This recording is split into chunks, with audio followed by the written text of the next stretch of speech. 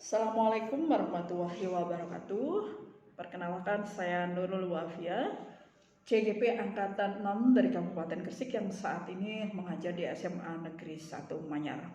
Pada kesempatan kali ini, saya akan menyampaikan tentang refleksi dwi mingguan untuk modul 1.4 tentang budaya positif.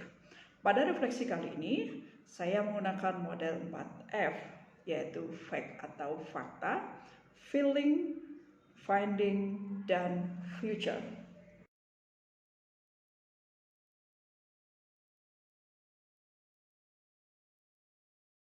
Kegiatan yang pertama adalah fact atau fakta.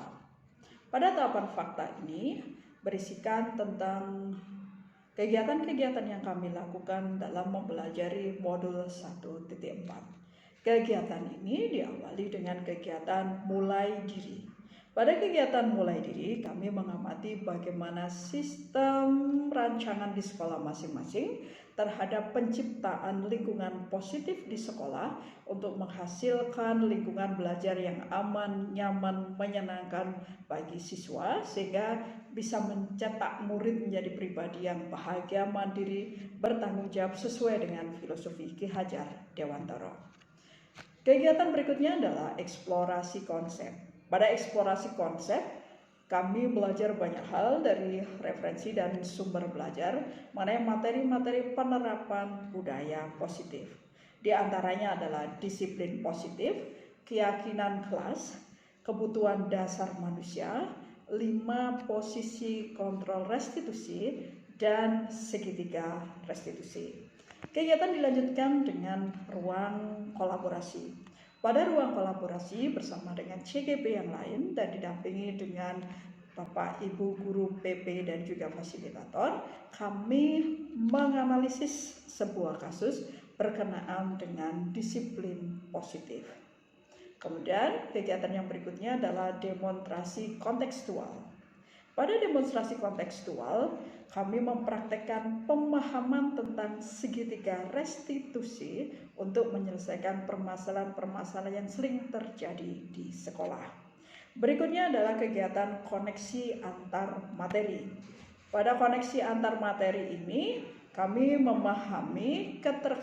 diharapkan memahami keterkaitan antara modul 1.4 dengan modul-modul sebelumnya, yaitu modul di 1.1, modul 1.2, dan modul 1.3. Kami juga diharapkan bisa menyusun langkah yang strategis dan juga efektif untuk menerapkan budaya positif di sekolah.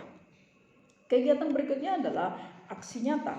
Pada aksi nyata, CGP diharapkan mampu untuk menjelaskan, untuk menyampaikan pembelajaran dalam penerapan budaya positif pada komunitas di sekolah.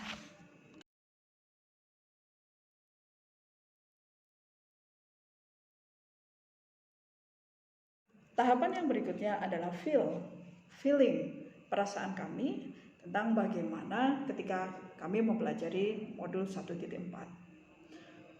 Pada saat kami mempelajari modul 1.4, ada sebuah rasa yang luar biasa berkenaan dengan penerapan disiplin di sekolah.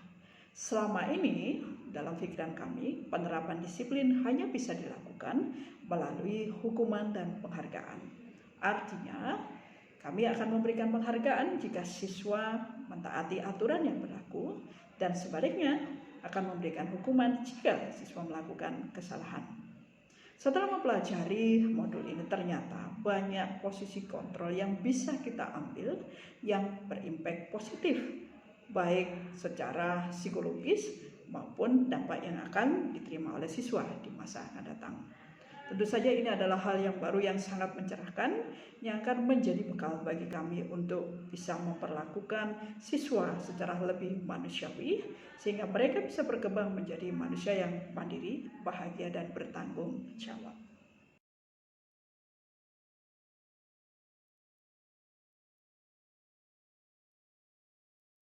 Tahapan yang berikutnya adalah finding, yaitu apa yang kami temukan setelah kami mempelajari modul 1.4. Setelah kami mempelajari 1.4, kami menemukan banyak hal yang tentu saja ini akan memperkaya referensi kami untuk memperbaiki kualitas pembelajaran di kelas. Yang pertama adalah disiplin positif.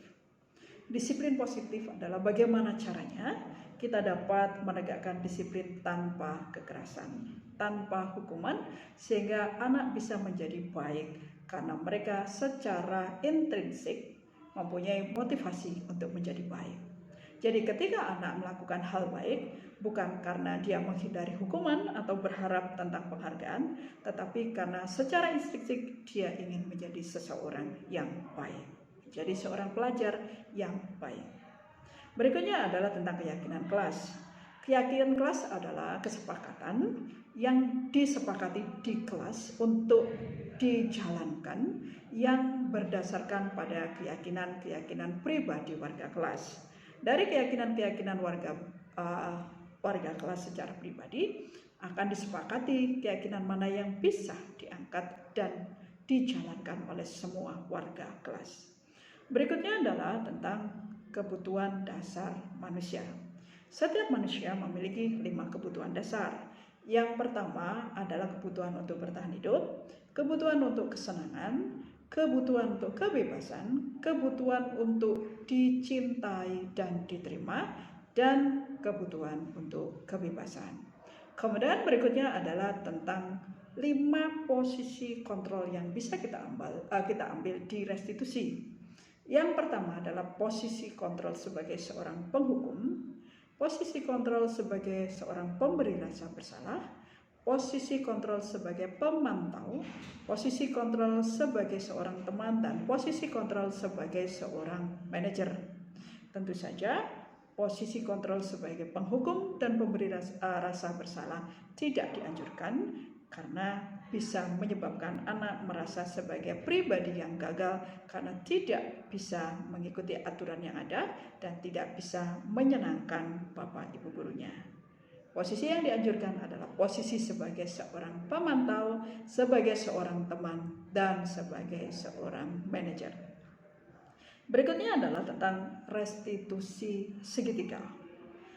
Restitusi segitiga adalah proses pengembalian identitas dari identitas gagal menjadi identitas sukses.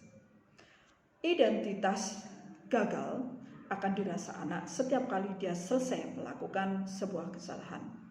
Nah, di restitusi ini anak dikembalikan menjadi identitas sukses sehingga dia menjadi seseorang yang lebih kuat ketika mereka kembali ke kelompoknya.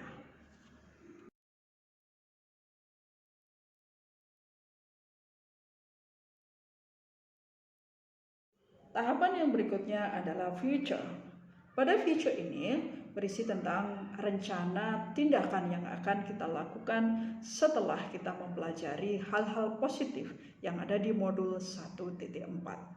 Sebagai CGP, saya berencana untuk lebih menerapkan apa yang sudah saya pelajari untuk menegakkan disiplin sekolah dengan menggunakan disiplin positif.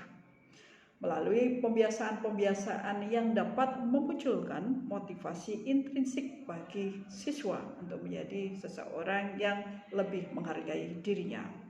Kegiatan ini akan saya lakukan dengan sering menggunakan restitusi segitiga untuk menyelesaikan permasalahan-permasalahan yang terjadi di sekolah saya. Saya juga akan berusaha membuat pembelajaran di kelas yang lebih memperhatikan 5 kebutuhan dasar siswa. Sehingga dalam pembelajaran di kelas, siswa akan merasa sangat nyaman, sangat aman, bebas menyampaikan pikiran, dan kemudian dia tidak dihinggapi oleh rasa takut. Sehingga anak-anak bisa tumbuh kembang secara maksimal untuk menjadi seseorang yang berkepribadian, bertanggung jawab, mandiri, dan juga selalu berbahagia dalam menjalani kehidupannya. Tujuan dari pembelajaran ini juga adalah untuk mempertajam pola pikir mereka, memperhalus budi pekerti, dan meningkatkan keterampilan mereka dalam menyelesaikan masalah-masalah dalam kehidupan mereka. Demikian refleksi kami untuk modul 1.4 tentang budaya positif. Terima kasih. Assalamualaikum warahmatullahi wabarakatuh.